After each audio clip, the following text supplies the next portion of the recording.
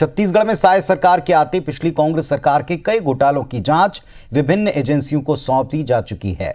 आबकारी घोटाला, कोयला घोटाला, महादेव सट्टा ऐप घोटाला, पीएससी घोटाले के बाद अब एक और बड़े घोटाले का मामला गरमा सकता है।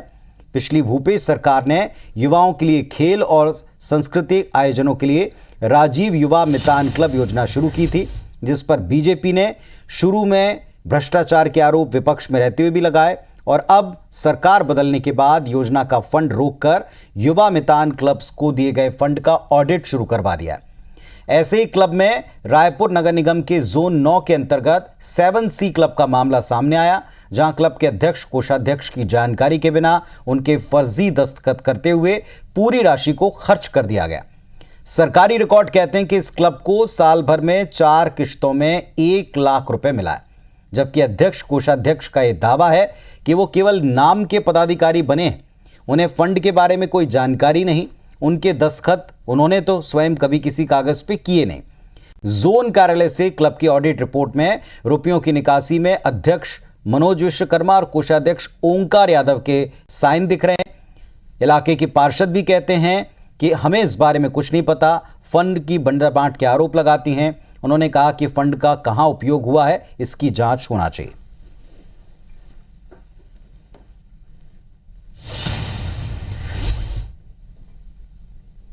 आए थे आपके पास पैसे, क्या इस्तेमाल किया? मैंने आज तक न देखा हूँ, न आज तक गया हूँ, न आज तक निकाला हूँ। काम करने वाले आदमी को जबरदस्ती बैठा देंगे तो मैं क्या करूँगा? काम छोड़ करके थोड़ी न जाऊँगा। पूरा कांग्रेस का जब सत्ता था उस समय जो बीजेपी के पार्षद थे उनको साइड लाइन रख दिया जाता था। मतलब हमको कोई मतलब नहीं इनसे, ये पार्षद हैं ही नहीं। ना पता था 1 लाख रुपए आता है, इसमें खेल कूद ये सब गतिविधियों में खर्च करना होता है।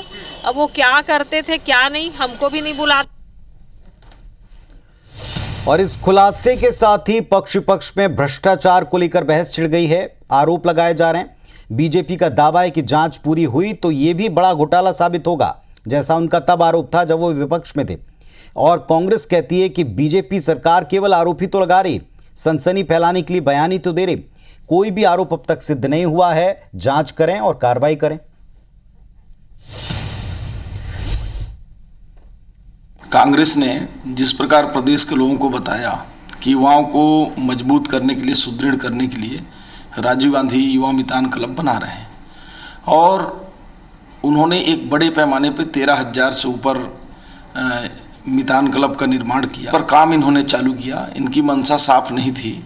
इनका उद्देश्य केवल और केवल राजीव युवा मितान क्लब के नाम पर प्रदेश के लोगों के पैसे को राजनीतिक रूप से दुरुपयोग करने का, भ्रष्टाचार करने का एक साधन के रूप में इन्होंने उपयोग किया। राजीव युवा मितान क्लब के युवाओं के लिए मानदेय की व्यवस्था की गई थी, कमेटियां बनाई गई थी, रजिस्टर्ड कमेटियां थी। इन कमेटियों के खाते में सीधे पैसा जाता था। उन पैसे का उपयोग उन कमेटियों के जो बच्चे थे, युवा थे, अपने सर्वांगीण विकास के लिए करते थे। भारतीय जनता पार्टी की सरकार ने सिर्फ बदनीयती पूर्वक और युवाओं के हितों को दरकिनार करके राजीव युवा मितान क्लब को बंद कर दिया।